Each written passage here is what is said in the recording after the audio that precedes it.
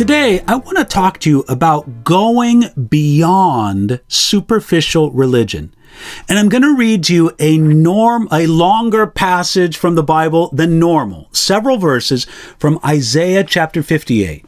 Now, I don't mind reading a longer passage than normal. I love reading the scriptures. So let's pay attention to this. Isaiah chapter 58, beginning at verse 8, and I'm going to read all the way through verse 12, where we read this. Then your light shall break forth like the morning, your healing shall spring forth speedily, and your righteousness shall go before you. The glory of the Lord shall be your rear guard. Then you shall call, and the Lord will answer. You shall cry, and he will say, Here I am. If you take away the yoke from your midst, the pointing of the finger and speaking wickedness, if you extend your soul to the hungry and satisfy the afflicted soul, then your light shall dawn in the darkness, and your darkness shall be as the noonday. The Lord will guide you continually and satisfy your soul in drought and strengthen your bones. You shall be like a watered garden and like a spring of water whose waters do not fail. Those from among you shall build the old waste places. You shall raise up the foundations of many generations, and you shall be called the repairer of the breach, the restorer of streets to dwell in. Now, those several verses have to do with the days of the prophet Isaiah.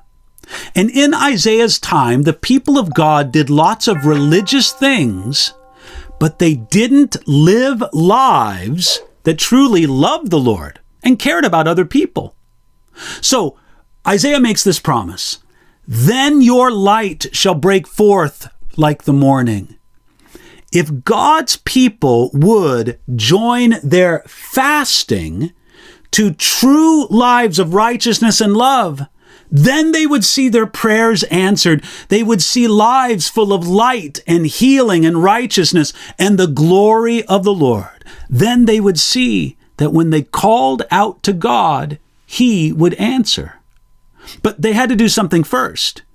God told them, if you take away the yoke from your midst, pointing the finger and speaking wickedness, the Lord said, you have to stop oppressing others. You have to stop treating them as animals bound with a yoke. You have to stop pointing the finger at other people and seeing where they are to blame. No, you need to stop speaking wickedness. Now, that's important, but in and of itself, it wasn't enough. We also read that God told them, if you extend your soul to the hungry and satisfy the afflicted soul. You see, the Lord gave them two things to start doing. They had to stop doing certain things, but the two things they had to start was they needed to minister to the hungry with more than food, and they had to extend their soul to the hungry. They had to look for those afflicted souls and do what they could to bring them satisfaction. Then here's the promise. Then your light shall be dawn in the darkness, and your darkness shall be as the noonday. God promised blessing to the repentant ones. He said that the Lord will guide you continually. That's a promise for those who do more than just carry out empty religious rituals. And at the end of those verses, he says, those from among you shall build the old waste places.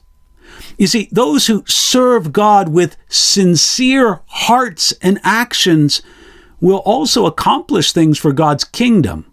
They build, and they'll be called by these titles: the repairer of the breach, the restorer of streets.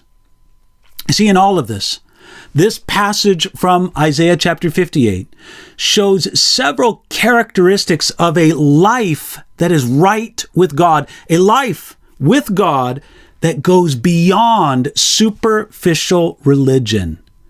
You know, that's a life that can be yours. So look to the Lord, put away the evil that he tells you to put away, Look to him to do right and good in this world, in your own actions and heart. And let the Lord satisfy your soul and strengthen your bones, as he promises in this passage. Let him do it today.